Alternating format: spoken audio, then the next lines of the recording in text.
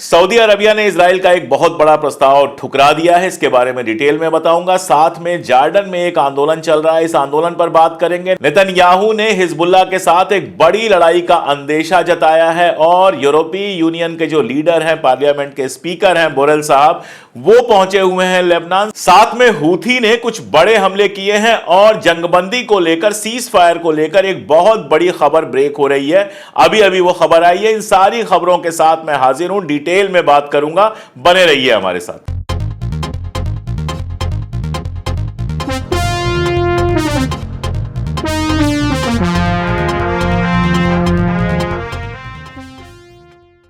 नमस्कार, मैं अशोक कुमार पांडे और स्वागत है आपका टीसीएच पर। हाजिर हूं इजराइल, फलस्तीन और इसके बहाने दुनिया भर की खबरें लेके। जोसेफ बोरेल का नाम कई बार हमारे वीडियोस में आया है, कई बार उन पर बात की है। यूरोपीय यूनियन के वो जो पार्लियामेंट है उसके स्पीकर हैं और लगातार इजराइल की लानत मलामत करते रहे हैं, इस युद्ध की लानत मलामत करते रहे हैं, लगातार जंगबंदी की, सीज फायर की बात करते रहे हैं। वो अभी पहुंचे हैं लेबनान। लेबनान में उनकी बातचीत चल रही है, लेबनान से उनके बयान आ रहे हैं। समझ में ये आ रहा है कि किसी भी तरह लेबनान और इजराइल के बीच जंग बहुत ज्यादा तेज ना हो, इसको रोकने की कोशिशें अलग अलग लेवल पर हो रही हैं। लेकिन नेतन्याहू पूरी तरह से तैयारी कर रहा है लेबनान के साथ फुल स्केल वार पे जाने की। उसका कल एक बयान आया, कल इजराइल के अखबारों में खबर छपी जिसमें उसने कहा है कि बड़ी लड़ाई का अंदेशा है नॉर्दर्न बॉर्डर पर, यानी लेबनान के साथ। दरअसल जो एम बनाया है इजराइल की सेना ने, जो उद्देश्य अपना बनाया है, जो सोचा है कि करना है, उसमें सबसे बड़ा काम यह है उस बॉर्डर पर कि जो लाखों लोग घर छोड़कर भाग गए हैं हिजबुल्लाह के हमलों से डर के, उनको फिर से उनके घर में वापस लाना है। यह उनका एम है। लाखों घर खाली पड़े हुए हैं, लेकिन हिजबुल्लाह लगातार कह रहा है कि हम फुल स्केल वार नहीं चाहते, हम जंग में नहीं जाना चाहते। लेकिन इजराइल अगर हमास के साथ जंगबंदी नहीं करता है तो फुल स्केल जैसी कंडीशंस आ सकती हैं। और हिजबुल्लाह की तरफ से भी धमकी आई है कि अगर जंग होती है तो अभी तो लाख, 1.5 लाख, 2 लाख लोग छोड़ के गए हैं नॉर्दर्न इजराइल को, बहुत बड़ी संख्या में नॉर्दर्न इजराइल खाली हो जाएगा, लगातार हमले होंगे, ऐसा कहा है हिजबुल्लाह ने। और साथ साथ कल खबर आई कि 40 के आसपास रॉकेट दागे गए हैं हिजबुल्लाह की तरफ से। इजराइल ने भी हमला किया है, लेकिन हिजबुल्लाह की तरफ से 40 और रॉकेट दागे गए हैं, यानी लगभग डेली वहां रॉकेट दागे जा रहे हैं। अब जब ये रॉकेट दागे गए तो इजरायली मीडिया ने यह खबर तो चलाई, लेकिन वहां की आर्मी का कहना है कि ये खाली जगहों पे गिर गए, किसी को नुकसान नहीं हुआ, किसी तरह की कोई परेशानी नहीं है। मजेदार बात यह है कि हर बार जब रॉकेट गिरता है तो वो कहते हैं किसी तरह की परेशानी नहीं है, और बाद में पता चलता है कि कई सारी बिल्डिंग तबाह हुई हैं, उनका आर्मी बेस तबाह हुआ है और काफी लोग मारे गए हैं। मैंने पिछली बार भी बताया था कि पिछला जो हमला था उसमें दर्जनों लोगों के मारे जाने की खबर थी। इस बार भी अभी जो खबरें आ रही हैं वो पुष्ट नहीं है, इसलिए मैं दिखा नहीं रहा हूं, लेकिन अभी जो खबरें आ रही हैं, बाद में अगर पुष्ट होंगी, वो बाद में अगर कंफर्म होंगी तो मैं आप तक लेके आऊंगा। उसके हिसाब से अच्छा खासा नुकसान इजराइल को नॉर्दर्न बॉर्डर पर उठाना पड़ रहा है और नॉर्दर्न बॉर्डर पर यह सारा कुछ चल रहा है। उसी बीच में हूथी लगातार हमले कर रहा है और खबर यह है कि इजराइल की कोशिशों के बावजूद हूथी की मिसाइल्स रुकी नहीं है और मेटुला में और सेंट्रल इजराइल में हूथी की मिसाइलें गिरी हैं। अब इनसे कितना नुकसान हुआ है, कितना नुकसान नहीं हुआ है, यह तो कंफर्म होने के बाद ही बताऊंगा। लेकिन अभी बड़ी खबर यह है कि हूथी, जो पहले ही रेड सी के अंदर 80 से ज्यादा जहाजों को नुकसान पहुंचा चुका है, बर्बाद कर चुका है, वो अब सेंट्रल इजराइल तक सीधा मिसाइल फेंक रहा है, यानी उसके पास लॉन्ग रेंज मिसाइल्स भी आ गई हैं। और यह इजराइल के लिए चिंता की बात है, क्योंकि पहले ही मैं बता चुका हूं कि इराक ने हाइफा पे हमला किए थे। हाइफा की बात पे याद आया कि कल हाइफा में एक कार के अंदर बम विस्फोट हुआ है, जिसमें एक साहब के घायल होने की खबर है। ऐसा लगता है कि सुसाइड बॉम्बिंग की जो धमकी दी गई थी, फिदाइन की जो धमकी दी गई थी हमास की तरफ से, यह मुमकिन है कि यह उसका नतीजा हो, कोई फिदाइन हमला हो। लेकिन कंफर्म खबर यह है कि हाइफा के अंदर कार एक्सप्लोजन हुआ है। हूथी की तरफ से जो मिसाइल आई उसको टालने की कोशिश की इजराइल ने कहा कि मिसाइल आई तो है, लेकिन किस संगठन ने यह मिसाइल भेजी है इसके बारे में कुछ कंफर्म नहीं है। इस पर टांट करते हुए, इस पर तंज करते हुए हूथी के एक सीनियर आदमी ने एक ट्वीट किया जो वहां की भाषा में नहीं था, बल्कि इजराइल की जो हिब्रू भाषा है उस भाषा में था। और उस ट्वीट में कहा गया है कि शाम तक हमारे जो नेता हैं वो प्रेस कॉन्फ्रेंस करेंगे, वो बताएंगे, तब तुम्हें पता चल जाएगा कि किसने ये मिसाइल फेंकी है। यानी कि हूथी कह रहा है कि ये क्लियर है कि ये मिसाइल हमने दागी है, इजराइल यहां वहां करके घुमाना क्यों चाह रहा है। उधर एक बड़ा मुद्दा लगातार बन रहा है वेस्ट बैंक। वेस्ट बैंक में आप जानते हैं कि इजराइल लगातार कब्जा करने की कोशिश कर रहा है। अमेरिका ने भी इसको लेकर कई सारे सवालात उठाए हैं, यूके ने उठाए हैं, बाकी जगहों पर सवाल तो उठ ही रहे हैं। लेकिन इन सब के बावजूद कल यूएन के एक स्टाफर को, यानी यूएन का एक बंदा था, उस बंदे को बाकायदा स्नाइपर ने गोली मारी है। और यह खबर वेस्टर्न मीडिया में काफी वायरल हो रही है। सीधे इजराइल के ऊपर आरोप लग रहा है कि वो यूएन के लोगों को मार रहा है। इधर खाड़ी में मैंने आपको बताया था कि हलचलें काफी तेज हो गई हैं। सबसे पहले खबर लेते हैं सऊदी अरबिया की। दरअसल इजराइल ने, यानी कि नेतन्याहू ने एक घोषणा की थी मई में कि जब एक बार जंग खत्म हो जाएगी तो गजा को बहुत ज्यादा डेवलप किया जाएगा, गजा में इलेक्ट्रिक कार बनेंगी, जो नई नई वहां पे गैस की रिजर्व्स मिली हैं उनको यूज किया जाएगा, वगैरह वगैरह वगैरह। और इस प्रोसेस में वो अरब मुल्कों की मदद चाह रहा था। वो चाह रहा था कि अरब मुल्क अपनी एक सेना वहां पर रखें, फाइनेंशियल मदद करें, ये सारा कुछ वो चाह रहा था।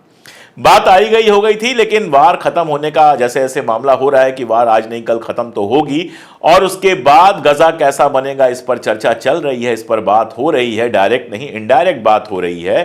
तो सऊदी अरब की तरफ से एक बहुत बड़ा बयान आया है। इस बयान को मैं बहुत बड़ा इसलिए कह रहा हूं कि यह इजराइल के सारे मंसूबे पर पानी फेरने वाला है।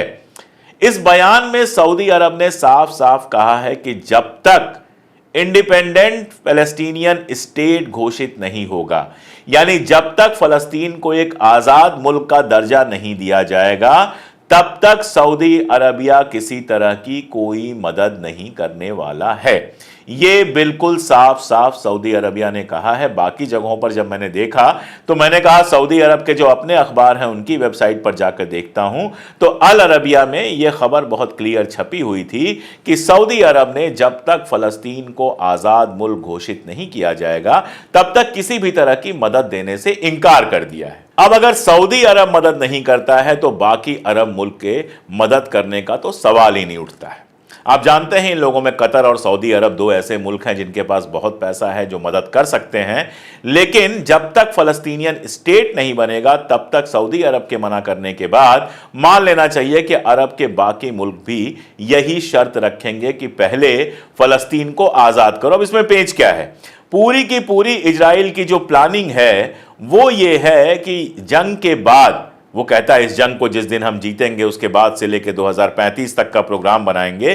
तो उसकी प्लानिंग यह है कि जंग के बाद हमास को पूरी तरह से वहां से बाहर किया जाए, फलस्तीन की जो भी लीडरशिप है उसको वहां से बाहर किया जाए और पूरे गजा पर कब्जा रखा जाए, यानी कि वो एक तरह से सीधे सीधे इजराइल का हिस्सा बन जाए।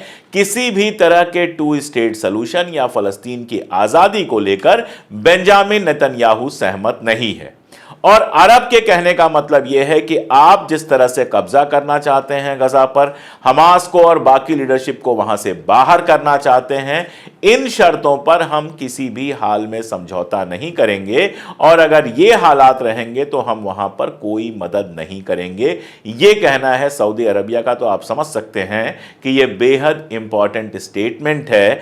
आगे इसके रिपरकशंस क्या होंगे, आगे इसके नतीजे क्या होंगे, ये जब होगा तब बताया जाएगा। और कारण इन चीजों का यह है कि अरेबिक कंट्रीज में जो हुक्मरान हैं उनके बरक्स जो अवाम है उसका गुस्सा लगातार बढ़ रहा है। मैंने आपको शुरू में कहा था जॉर्डन के बारे में एक इंपॉर्टेंट खबर आपको बताऊंगा। जॉर्डन की सड़कों पर हजारों लोग उतरे और नारे क्या लग रहे थे? नारे ये लग रहे थे कि हमको भाषण नहीं चाहिए, हमको घोषणाएं नहीं चाहिए, हमको तुम्हारी बातें नहीं चाहिए, हमको एक्शन चाहिए। यानी जो तुम बार बार बड़ी बड़ी बातें कह रहे हो कि फलस्तीनियों के हम साथ हैं वगैरह वगैरह, लेकिन अंदर खाने इजराइल से रिश्ता निभा रहे हो, अमेरिका के डर से खामोश बैठे हुए हो, इसको लेकर वहां की आवाम बहुत नाराज है। यमन वगैरह की बात तो छोड़ दीजिए, वहां तो वो लोग सीधी लड़ाई लड़ रहे हैं, तो अवाम और हुक्मरान के बीच में कोई खास फर्क है नहीं, दोनों की लाइन एक ही है। लेकिन सऊदी अरबिया जैसे मुल्क, कतर जैसे मुल्क और जॉर्डन के बारे में जो खास है वो मैं आपको कई बार बता चुका हूं कि जॉर्डन की जो क्वीन है वो पैलेस्टाइन की हैं, फलस्तीन की हैं, और जॉर्डन के किंग भी बीच बीच में करते रहते हैं, कभी अपने कोट पे फलस्तीन का ब्रोशे लगा लेते हैं, ये सारा कुछ करते हैं। कई सारे पॉजिटिव बयान दिए हैं, लेकिन बयानों से आगे कोई नहीं बढ़ रहा है।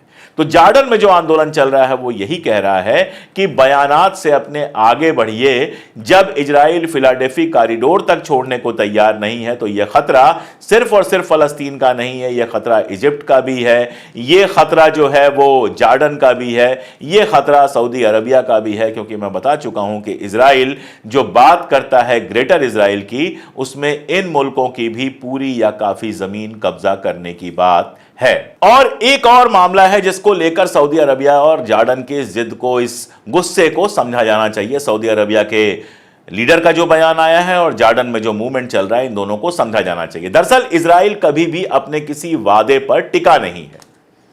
कभी भी उसने जो वादा किया, जैसे मैं आपको एक एग्जांपल देता हूं, रफा का एग्जांपल देता हूं। रफा की बात हमने अपने चैनल पे बहुत की है। रफा पर हमले के लिए शुरू में अमेरिका तैयार नहीं था, लगातार कह रहा था कि रफा के हमले की हम इजाजत नहीं देंगे। तो बेंजामिन नेतन्याहू ने कहा कि लिमिटेड हमला होगा रफा पे, यानी रफा में उस तरह की तबाही नहीं बरसेगी, चुन चुन के जो हमास के ठिकाने हैं सिर्फ उनको नुकसान पहुंचाया जाएगा। ये जो वीडियो आप देख रहे हैं ये रफा का वीडियो है, आजकल का वीडियो है रफा का, जंग के बाद जो रफा के हालात हुए हैं उनका वीडियो है। और आप समझ सकते हैं कि इजराइल ने जो कहा है और जो किया है उसमें कितना बड़ा फर्क है। इसीलिए पोस्ट वार प्लान जो भी गजा का वो बना रहा है उसको अरब मुल्क बहुत गौर से देख रहे हैं, क्योंकि उनको पता है बातें वो कितनी भी करे लेकिन असल इरादा है उसका गजा पर पूरी तरह से कब्जा करने का। और गजा में जो ऑयल और गैस रिजर्व मिला है उसको कब्जा करके माल कमाने का इरादा है इजराइल का। ये अरब कंट्री जानती हैं, इसीलिए मैंने जानबूझकर जॉर्डन में अवाम का और सऊदी अरब में हुक्मरान का जो रुख है वो आपके सामने रखा। अब अगर इसके बरक्स इजराइल में देख रहे हैं तो नेतन्याहू की शांति इजराइल में भी नहीं है। इजराइल में जो जुलूस शुरू हुए थे कि किसी भी तरह से जंगबंदी करो, किसी भी तरह से जो बचे हुए होस्टेज हैं, बचे हुए अगवा किए हुए लोग हैं उनको वापस लाओ, वो लगातार बढ़ते जा रहे हैं। पुलिस दमन कर रही है, रोकने की कोशिश की जा रही है, सब कुछ हो रहा है। बेन ग्वेर जैसे नेता भड़काऊ भाषण दे रहे हैं कि सारे जितने फलस्तीनी हैं, जितने गजा के रहने वाले हैं, बच्चे वगैरह सबको मार दो वगैरह वगैरह। लेकिन लोग ये सब सुनने को तैयार नहीं है। ऐसा नहीं है कि लोग बड़े प्रोग्रेसिव हो गए हैं, ऐसा भी नहीं हुआ है कि लोग फलस्तीन के पक्ष में हो गए। इजराइल की पूरी जनता को एक पागलपन के दौर में डाल दिया गया है और हिंदुस्तानी इसको बहुत कायदे से समझ सकते हैं। जहां मुसलमानों से नफरत के नाम पर हिंदुस्तानी जनता के एक हिस्से को किस तरह से बर्बाद किया गया है, यह सब काम इजराइल में पहले ही हो चुका है। लेकिन अपने लोग चूंकि अगवा हुए हैं, किसी का बेटा है, किसी का हस्बैंड है, किसी का बाप है, तो वो गुस्सा जरूर है कि कैसे भी इन लोगों को वापस लाया जाए। लगातार रैलियां चल रही हैं तेल अवीव में, बाकी सारे इलाकों में, और कह ये रहे हैं, नारा ये लग रहा है कि अगर नेतन्याहू हमारे अगवा किए हुए लोगों को वापस नहीं लाएगा तो हम इजराइल में आग लगा देंगे। आप समझ सकते हैं कि लोग कितने गुस्से में भरे हुए हैं और कहीं ना कहीं नेतन्याहू के ऊपर इसका प्रेशर पड़ रहा है। नेतन्याहू अपनी सारी कोशिशें कर रहा है। अभी एक बड़ी मजेदार खबर आई थी कि यूके यानी इंग्लैंड और जर्मनी के जो मीडिया हाउसेज हैं वो नेतन्याहू के समर्थन में फेक न्यूज चलाने में काफी मदद कर रहे हैं। ये फेक न्यूज चला के, बाकी सारा कुछ चला के अपने लोगों को भ्रमित करने की बहुत कोशिश कर रहा है कि भाई अब तो हम जंग जीतने ही वाले हैं, जंग जीतेंगे तो होस्टेज अपने आप वापस आ जाएंगे। लेकिन वहां जो विपक्ष है, वहां के कुछ पत्रकार और बाकी सारे लोग जो कुछ लिख रहे हैं और जनता अपनी आंखों से जो कुछ देख रही है, जनता जानती है कि किसी तरह की जीत इसको हासिल होने वाली नहीं। ये सिर्फ तबाही इसलिए कर रहा है इसकी कुर्सी बची रहे, सिर्फ यही एक कारण है। अपनी कुर्सी बचाने के लिए यह तबाही कर रहा है, इसलिए लगातार जनता उसके ऊपर दबाव बना रही है कि किसी भी तरह से होस्टेजेस को वापस लाए। इसी बीच में एक बड़ी ब्रेकिंग न्यूज आई है। मैं नहीं जानता हूं यह कितनी सच है कितनी गलत है, क्योंकि हारिज ने इसको छापा है। हारिज इजराइल का एक जिम्मेदार अखबार है, बाकी अखबारों पर मैं बहुत भरोसा नहीं करता, लेकिन हारिज के साथ मैंने देखा है कि थोड़ा बैलेंस अप्रोच है और यह अखबार जो है थोड़ा भरोसेमंद अखबार है। इसमें खबर छपी है और यह खबर इजराइल के उन अफसरों के हवाले से छपी है जो जंगबंदी की सारी बातचीत में शामिल हैं। उनका यह कहना है कि हमास ने ये बात कही है, ये माना है कि ठीक है, जब तक ये बातचीत चल रही है या जितने राउंड की जंगबंदी चलेगी, 1 2 3 या 4, उन राउंड का जो वक्फा है उसमें अगर फिलाडेल्फी कॉरिडोर में इजराइल की आर्मी लिमिटेड रहती है तो हम उसको स्वीकार कर सकते हैं, हम उसको मान सकते हैं। बस शर्त इतनी है कि ये जो सीज फायर की बात हो रही है इसमें पूरी जंगबंदी की बात होनी चाहिए, यानी कंप्लीट सीज फायर की बात होनी चाहिए और आखिरी राउंड तक वहां से सेना हट जानी चाहिए। अब ये चूंकि सिर्फ और सिर्फ हारिस में आया है, जाहिर है उनकी किसी इजरायली ऑफिसर से बात हुई होगी, ये इजराइल द्वारा न्यूज प्लांट कराई गई है या रियल न्यूज है, क्योंकि हमास का अभी तक कोई बयान नहीं आया है, इसके बारे में मैं कंफर्म नहीं हूं, लेकिन यह न्यूज आई है। और अगर इस न्यूज को हम सही मान लें थोड़ी देर के लिए, तो जंगबंदी की तरफ रास्ता खोलने वाली, सीज फायर की तरफ रास्ता खोलने वाली एक बात है। अगर सीज फायर होता है तो बहुत तरह से फायदा होगा, लेबनान के साथ जंग रुक जाएगी, ईरान का हमला रुक जाएगा, हूथी का हमला रुक जाएगा, इजराइल और फलस्तीन दोनों जगहों के लोग चैन की सांस ले पाएंगे अगर सीज फायर होता है। लेकिन अभी तक हमने देखा है कि जब भी लगता है कि सीज फायर फाइनल स्टेज में पहुंच रहा है, किसी ना किसी वजह से वो रुक जाता है। अक्सर नेतन्याहू की जिद होती है, कई बार कुछ और बात होती है।